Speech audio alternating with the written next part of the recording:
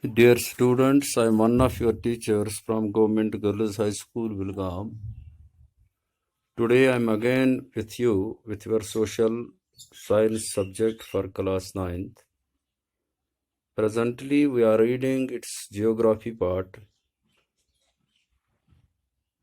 Our chapter is India size and location. This is first chapter of your geography book. In previous lectures I told you so many things about this chapter, about this topic. Today I am going to give you some more information, and I have tried to put my today's lecture, today's information in the form of a question answer. This is rather one of your textual questions. It is to make easy the things, to make to the point the information that is delivered to you from this end, to avoid unnecessary lengths and confusions.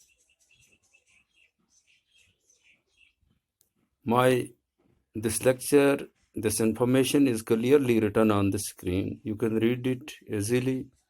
You can maintain a notebook, a copy for it. And I have tried to highlight some points like the basic definition of geography in a beautiful form that you can see on the screen. Then about the size and location of India.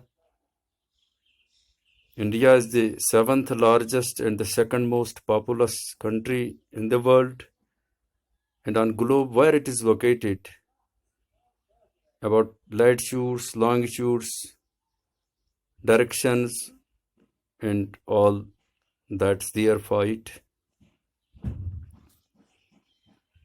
My today's question is question number 4. The central location of India at the head of the Indian Ocean is considered of great significance. Why? We will try to know it.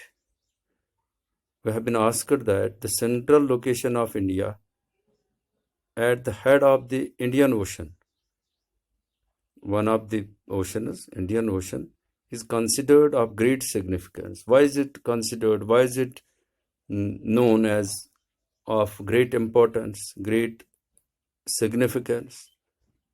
We'll try to know it. So, question number 4, you can clearly see on the screen its answer. India is a southward extension of the Asian continent and is located in a central position between the East and West Asia. The Indian Ocean provides a strategic central location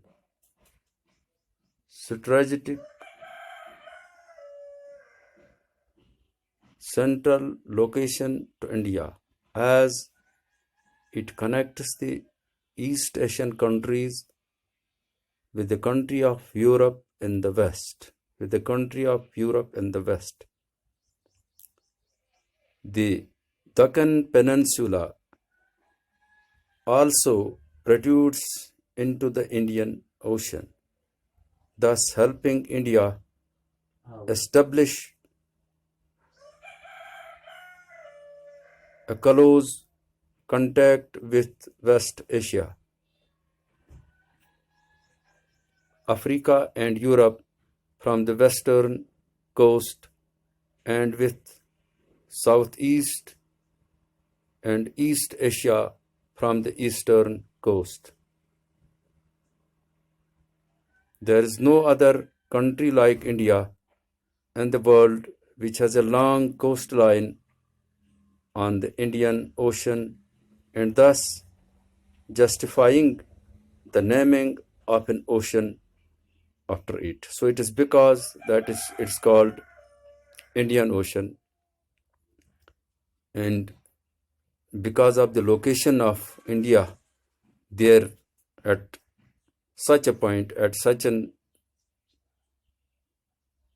angle rather, this name is justified for it, and the ocean is named after it, Indian Ocean, and thus justifying the naming of an ocean after it.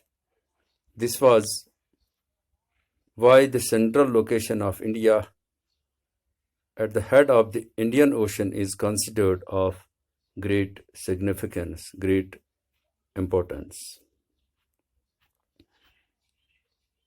I think this is sufficient for today. We will be meeting again. I have almost finished this chapter, but I will try to see that if there is anything important that's left, that I will try to share with you also in the next lecture then.